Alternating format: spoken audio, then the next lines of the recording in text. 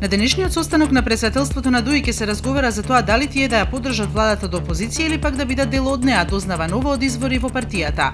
Првата е тие да ја поддржат владата на Зоран Заев и законот за употреба на јазици кој е договорено да останат во опозиција, односно да немаат учество во владата, а втората опција пак е целосно да ја поддржат владата и да бидат дел од неа.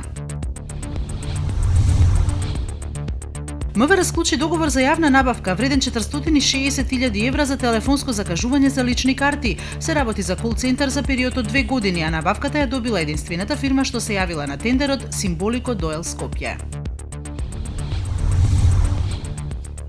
Кавгата помеѓу Европската комисија и Полска влегува во жешка фаза. Полска во вторникот ги испрати своите одговори на препораките што во декември ги посочи комисијата и кои се однесуваат на реформата на судството и правната држава.